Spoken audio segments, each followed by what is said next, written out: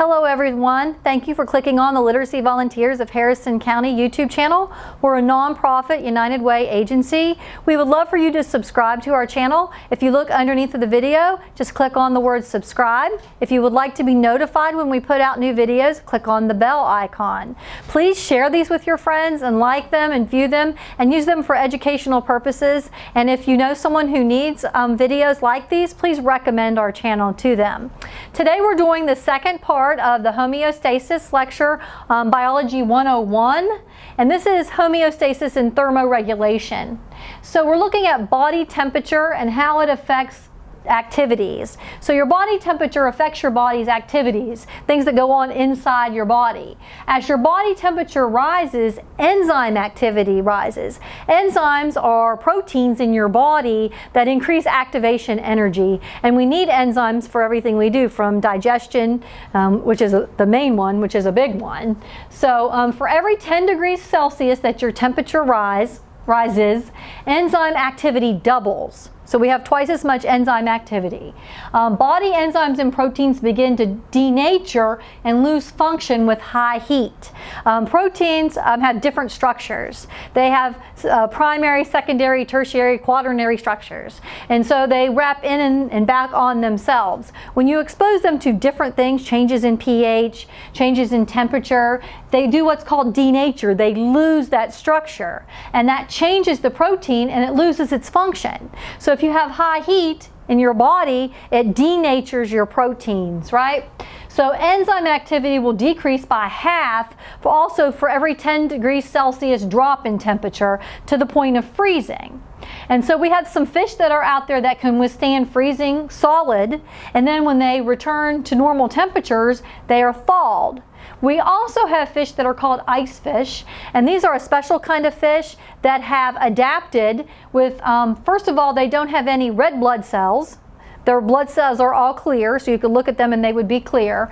And then they also have a special enzyme in their blood that acts like antifreeze, and it keeps them even below freezing temperatures from freezing. They just swim around like normal fish. If you're interested in it, Google it. Ice fish is a very interesting subject.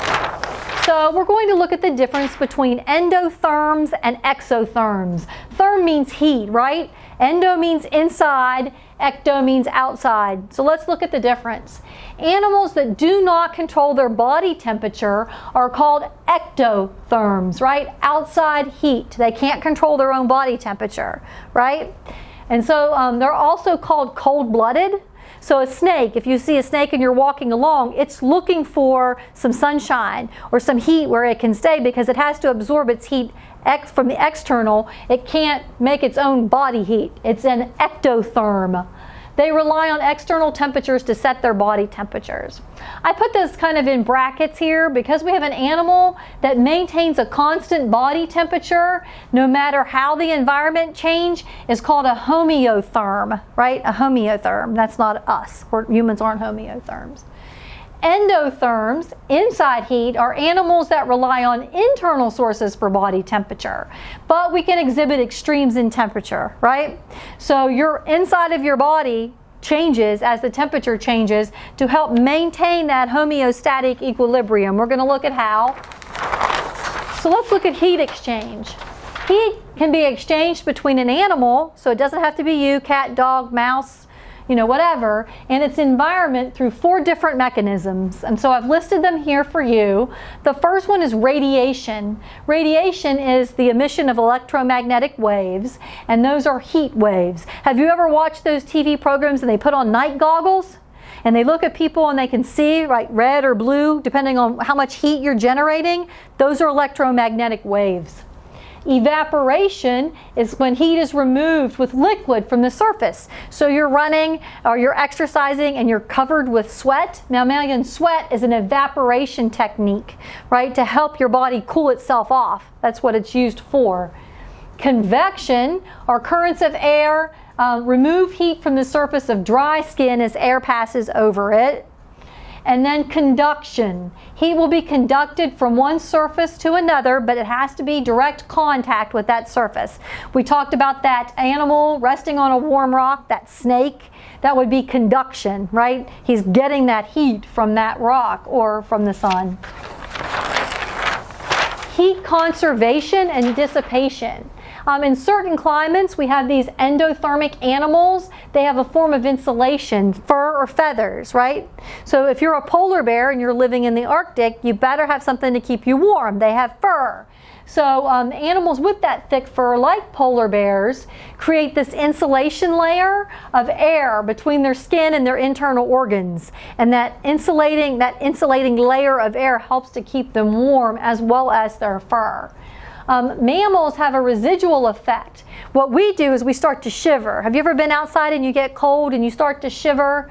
That's increased muscle activity, and you have these little things that control the hairs on your body called erector pili. Pili means hair, and you get the goosebumps. And essentially that's to warm your body back up. The hair stands on end, right, from the goosebumps, and you start to shiver. That's to increase your body temperature. Shivering is an adaptation from mammals that can't control their body temperature. Endotherms use their circulatory systems to help maintain body temperature. How do we do this? There's two different ways. There's a process called vasodilation. That means the blood vessels are dilating, and dilating means to expand, right? So once they expand, they bring that blood and heat to the body surface. Have you ever been outside mowing the grass or working out and you come in and your face is blood red? That's because all the blood vessels have dilated to bring that blood to the surface of your skin, because that facilitates radiation and evaporation and this heat loss, which cools the body. That's a cooling mechanism for your body, right? That's vasodilation. We also have what's called vasoconstriction, which those blood vessels constrict, right? They come together, and that reduces the blood flow to the peripheral blood vessels, the ones that are on the outside, right? Here are your organs, right? The periphery, your arms and your legs, and that forces blood toward the core and vital organs. That conserves heat. Have you ever been outside in the cold and your hands and feet get cold first? Well, there's a reason for that. That's because your blood's being shunted to your organs, because the main thing, you could lose an arm or a leg. You can't lose a heart or a liver or a stomach. So that's the reason why that shunts your blood to the middle. Some animals have adaptations to their circulatory systems that enable them to transfer heat from arteries to veins, so they can warm their blood and return it to the heart. Those are animals like dolphins, sharks, and bony fish. We don't have that. Many animals, especially mammals, they use their metabolic waste as a heat source, right? Not waste like when you go to the restroom, but metabolic waste. When muscles are contracted, most of the energy is used in muscle actions, and the wasted energy translates into heat. Excuse me. Severe cold, if it's really cold, it creates a shivering effect that we just looked at that generates heat within the body. Also, many species have a type of adipose tissue. Adipose means fat. It's called brown fat, and that generates a lot of heat in your body, in mammals' bodies, the brown fat. Let's look here at the neurocontrol of thermoregulation.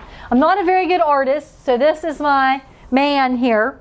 Neural means nerve or brain. How does this control the heat, the regulation in your body?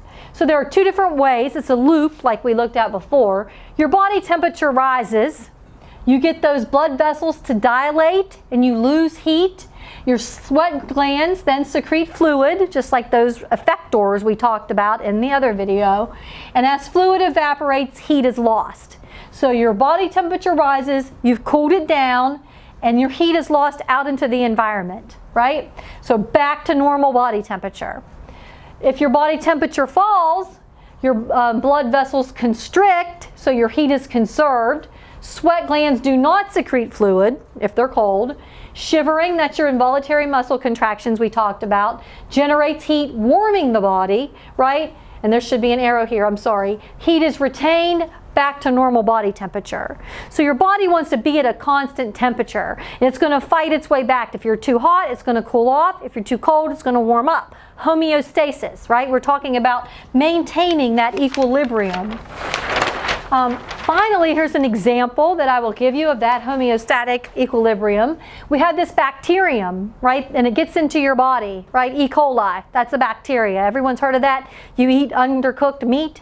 So it gets into your body, but then you have these phagocytic leukocytes. Leukocytes are white blood cells. Phagocytic means they ate. So I put this little Pac-Man here. Here's your leukocyte eating the E. coli, right? So then we have these chemicals that are released called pyrogens. Pyro means fire, right? You're a pyromaniac. You like to light a lot of fires. So we have these chemicals that are released into the blood. They go to the hypothalamus. That's in your brain, right? And they're going to reset your thermostat. So you have these, and they're going to say, hey, your body temperature is 98.6. We need some more heat. So your body starts to generate heat. Your hypothalamus initiates this reaction, which gives you a fever. We've all had a fever, right?